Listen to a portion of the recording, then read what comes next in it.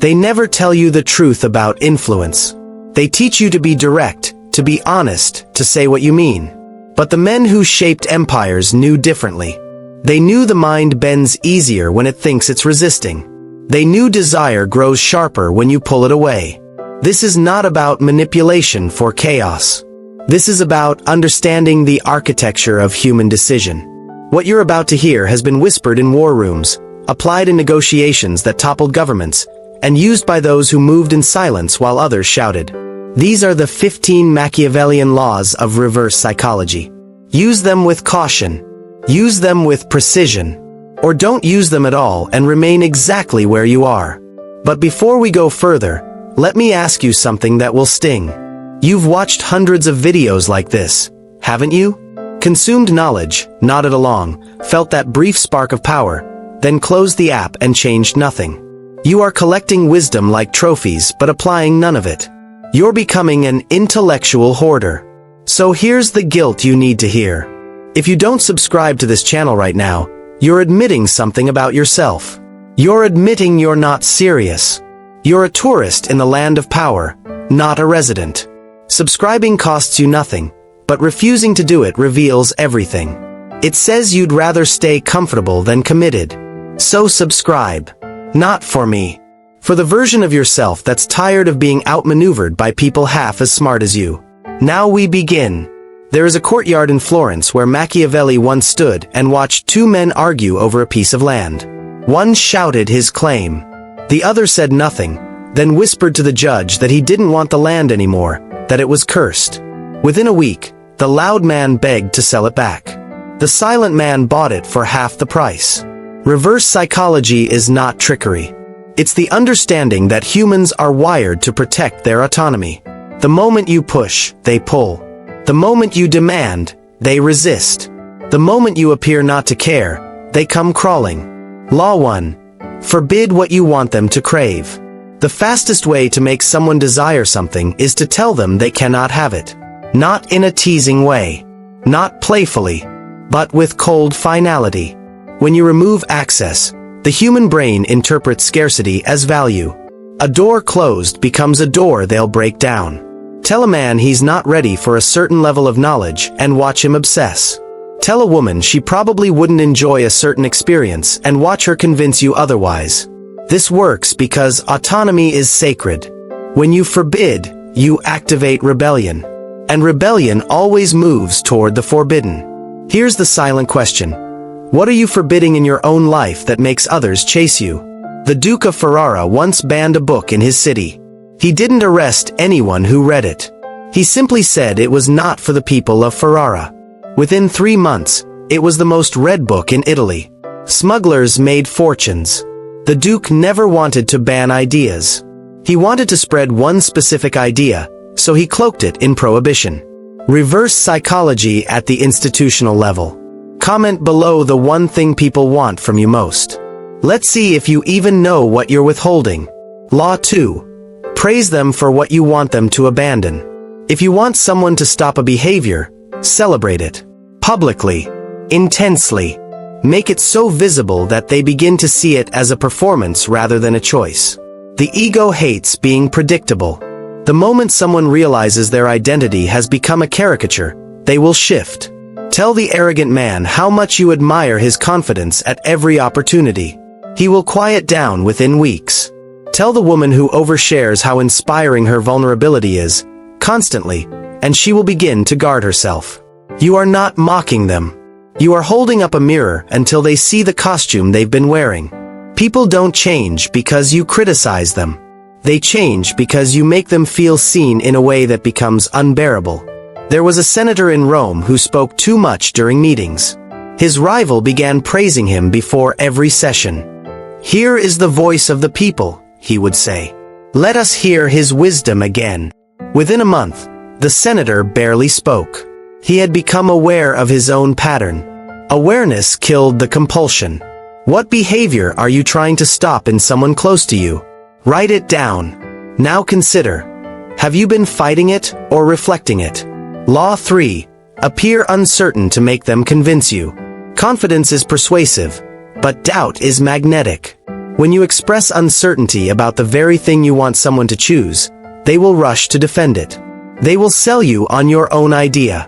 This works because humans love to feel useful, intelligent, needed. If you want someone to commit to a plan, express hesitation. If you want someone to take your side, seem unsure of it first. They will argue for you better than you ever could. And once they've argued for it, it becomes theirs. Ownership through persuasion they think they initiated. The question you should be asking yourself: how often do you let others convince you of what you already know? A merchant in Venice wanted to sell a ship. He told potential buyers he wasn't sure if he should sell at all, that the ship might be too valuable to let go. 3 men entered a bidding war. He sold it for twice its worth. He didn't sell a ship. He sold the fear of losing an opportunity. If you've ever let someone talk you into your own decision and felt more committed because of it, comment the word sold. Let's see how many of us have lived this without knowing. Law 4. Disqualify yourself to be chosen. The fastest way to be selected is to remove yourself from the selection. When you appear uninterested in the role, the position, the relationship, you become the only viable option. Desperation disqualifies. Indifference elevates. This isn't about playing games. It's about understanding that value is often assigned inversely to availability. The consultant who says, "I'm not sure I'm the right fit," gets hired over the one who pitches hard.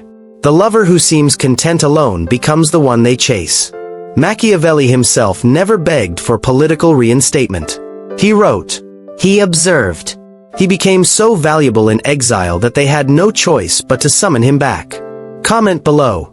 Have you ever wanted something more the moment someone pulled away? Be honest. Law 5.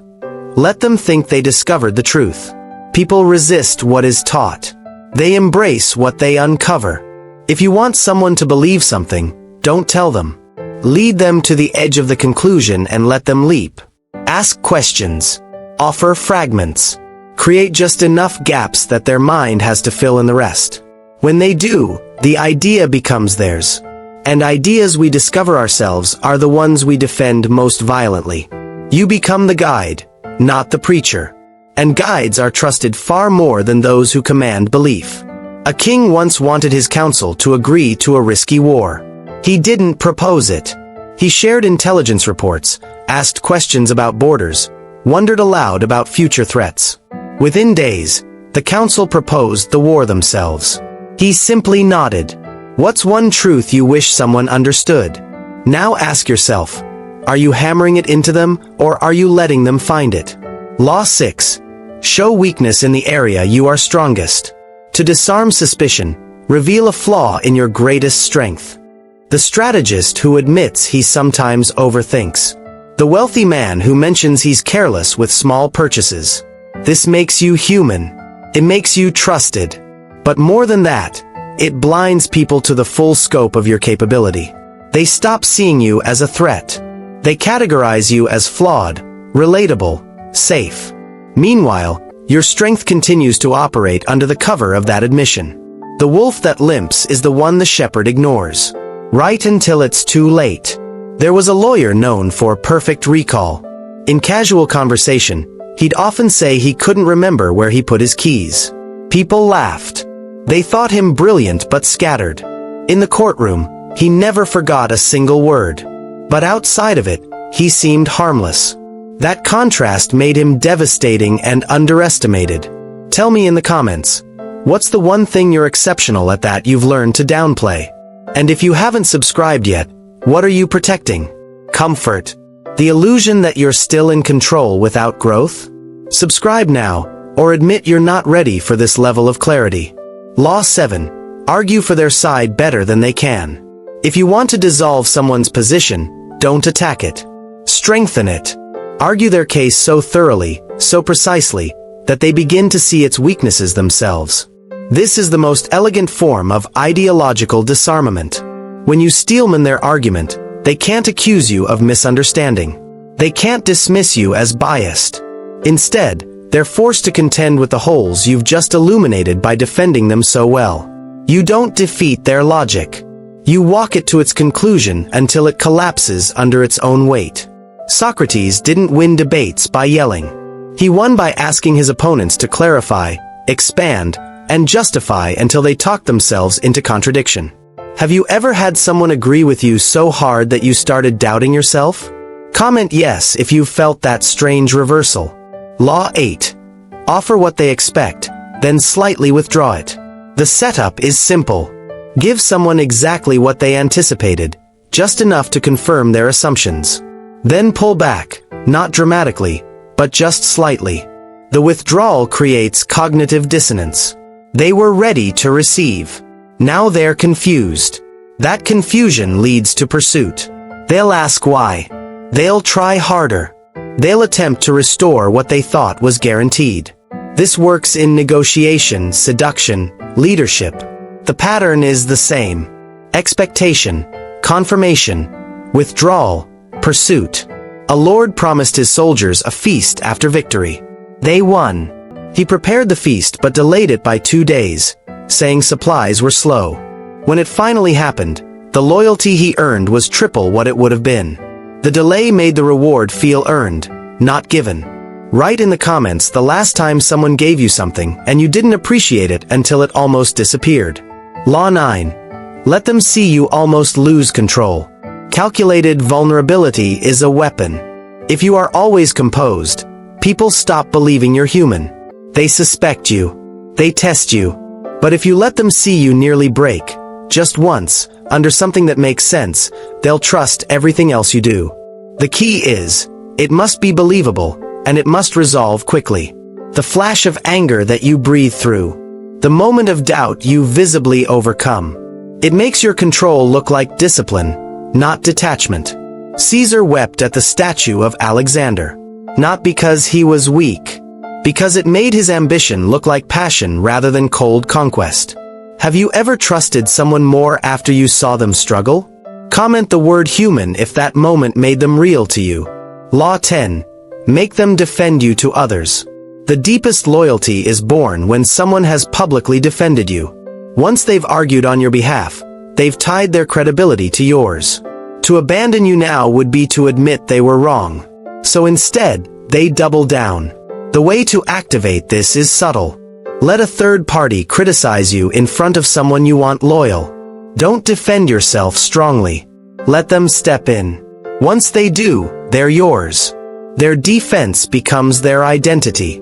A commander allowed rumors of his cowardice to spread among troops. His lieutenants defended him fiercely to the soldiers.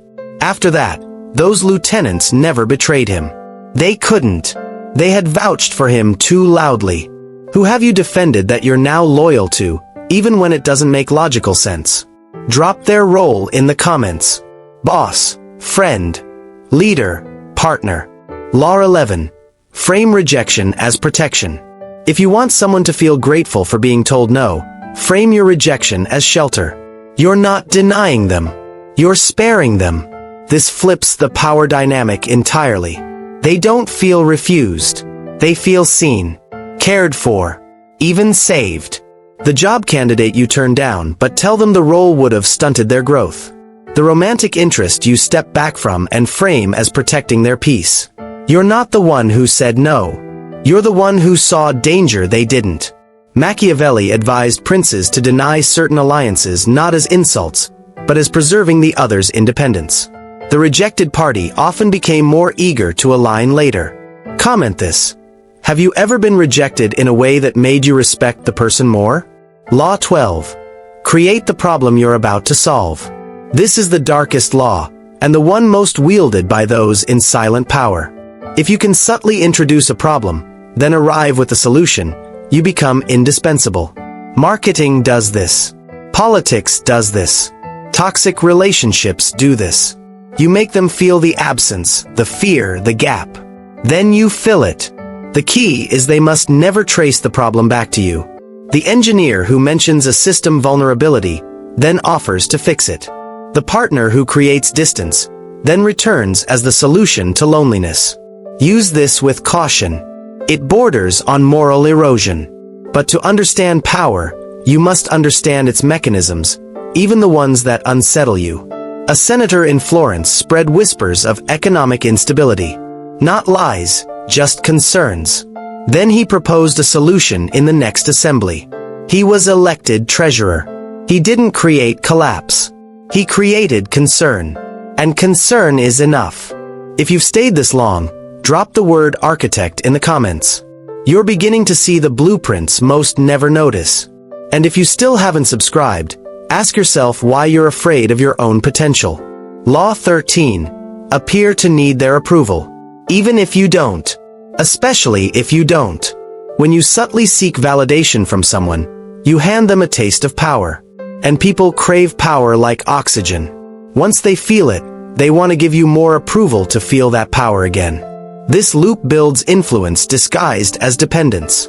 The employee who asks the boss for feedback frequently becomes the one promoted. Not because they're weak, but because the boss now feels invested. The friend who asks your opinion on decisions makes you feel valuable, so you prioritize them. Reverse psychology isn't always about pushing away. Sometimes it's about pulling in so gently they think they're the ones holding you. Comment the name of someone who made you feel important just by asking your advice. You probably still think about them. Law 14. Let them think they won. Victory is less important than positioning. If you can let someone believe they've won the argument, the negotiation, the confrontation, while you've secured the outcome you wanted, you've mastered the art. This requires ego death. You must care more about results than credit. The manager who lets the team think the strategy was theirs. The diplomat who concedes the rhetoric but keeps the territory. You lose the performance. You win the war. Machiavelli wrote that the prince must sometimes let others take glory for his plans, so long as his position strengthens in shadow. Have you ever let someone think they outsmarted you, while you got exactly what you wanted? If yes, comment shadow. Let's see who else moves like this. Law 15. Become what they fear to lose. The final law is the most enduring. Don't make yourself needed through dependency. Make yourself valued through rarity. Become the clarity in their confusion, the calm in their chaos, the insight they can't find elsewhere. And then, without announcement, without drama, become just slightly less available. Not gone, not cold, just less. They will notice. And they will adjust their lives to keep you in it. This is not manipulation. This is the natural economics of attention. Scarcity creates value. Abundance creates assumption. The advisor who no longer answers every letter becomes the one whose single letter changes everything. Drop a comment right now.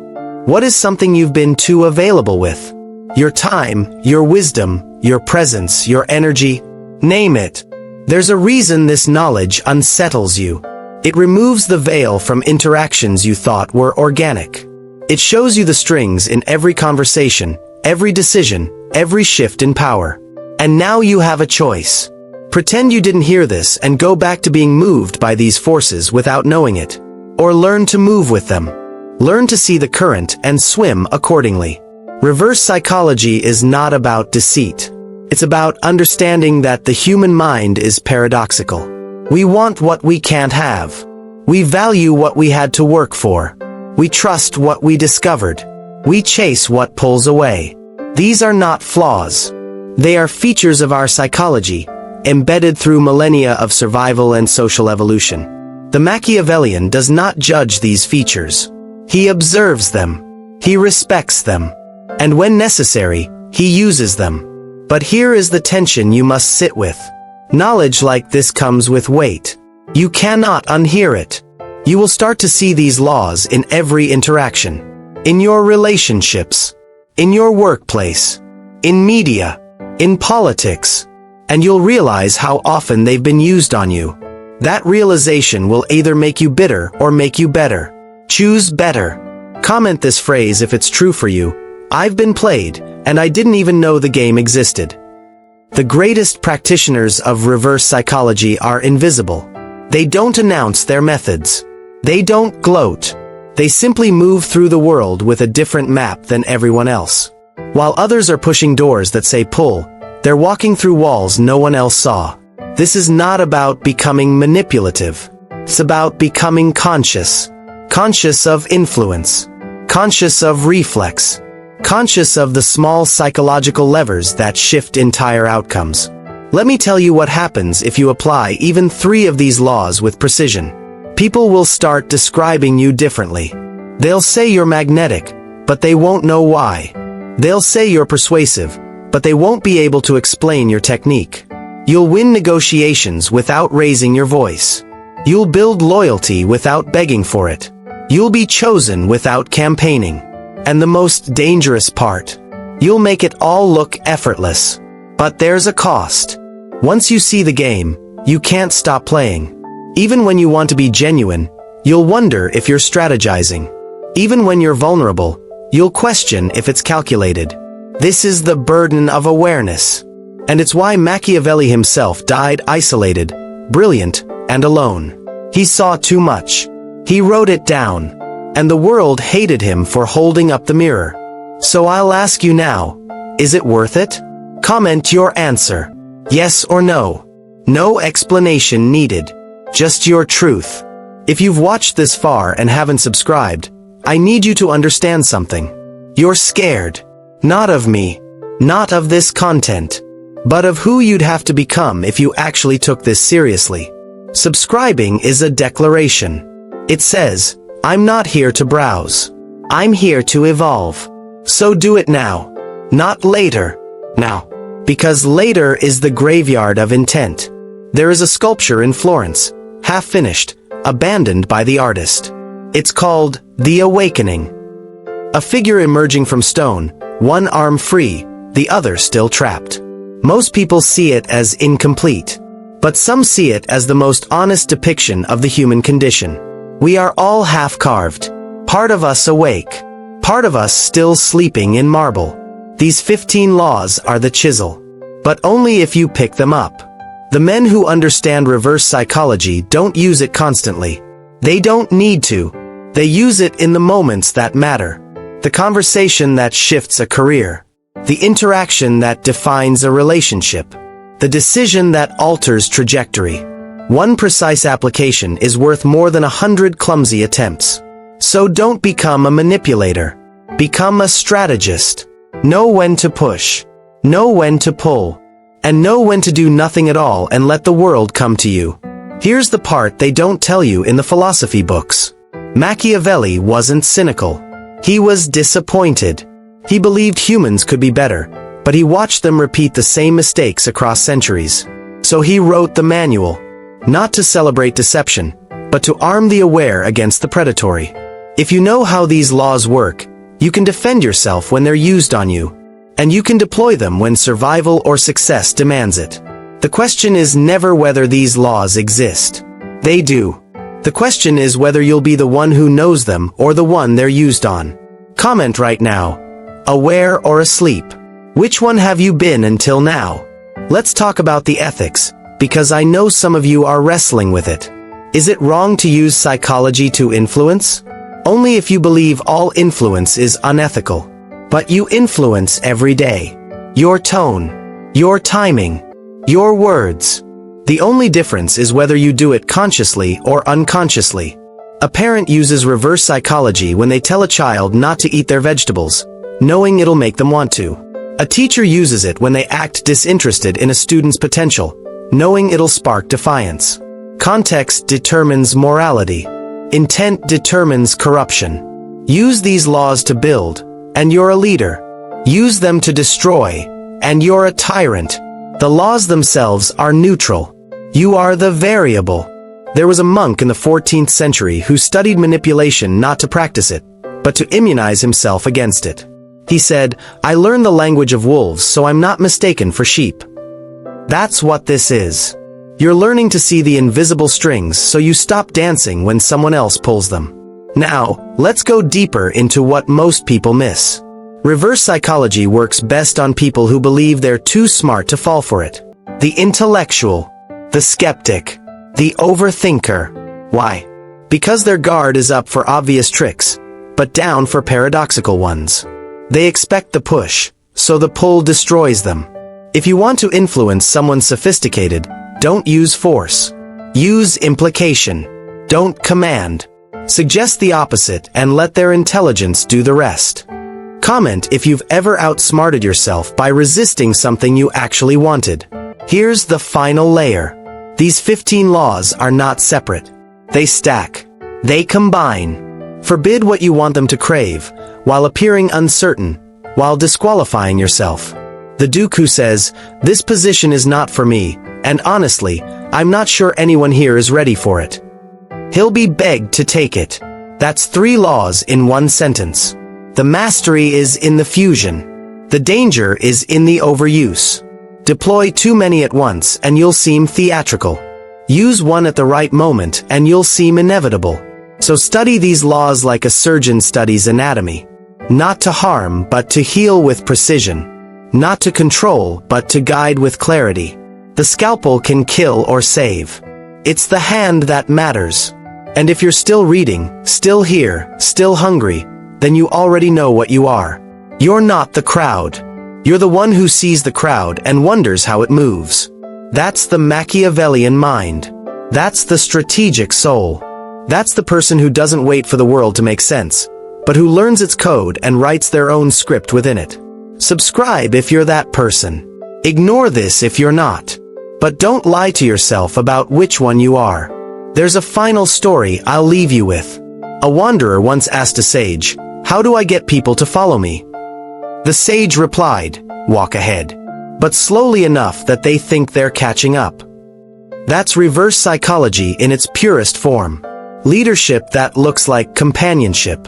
Influence that feels like collaboration. Power that disguises itself as service. The 15 laws you've learned today are the map. But the territory is your life. Your relationships. Your ambitions. Your battles. And only you know where to apply them. Some of you will use Law 3 in your next meeting. Some will use Law 10 to rebuild trust. Some will use Law 15 to reclaim your value in a relationship that's taken you for granted. And some will simply watch, aware, protected, no longer blind. Comment one word that describes how you feel right now after hearing all of this. Just one word. Let's see what rises to the surface. You've been given the 15 Machiavellian laws of reverse psychology. You've been shown how they work, why they work, and when they've been used on you. The only question left is the one you'll answer with your actions, not your words. Will you remain the same person who started this video? Or will you become the one who finishes it and starts moving differently? The philosopher kings didn't rule because they were loud. They ruled because they understood silence, timing, and the human heart's predictable contradictions. You now understand them too. That makes you dangerous. That makes you valuable. That makes you responsible. So go into the world and use this knowledge like fire. It can warm or it can burn, can forge or it can destroy. The tool doesn't care, but the wielder must. If this video changed the way you see influence, then do 2 things. Subscribe so you continue to sharpen this lens. And comment the word fire so I know you're ready for what comes next. Because this is only the beginning. There are deeper laws, darker strategies, more elegant frameworks. But they're only for those who prove they can handle the foundations. You've just been given the chisel. Now go finish carving yourself out of the stone.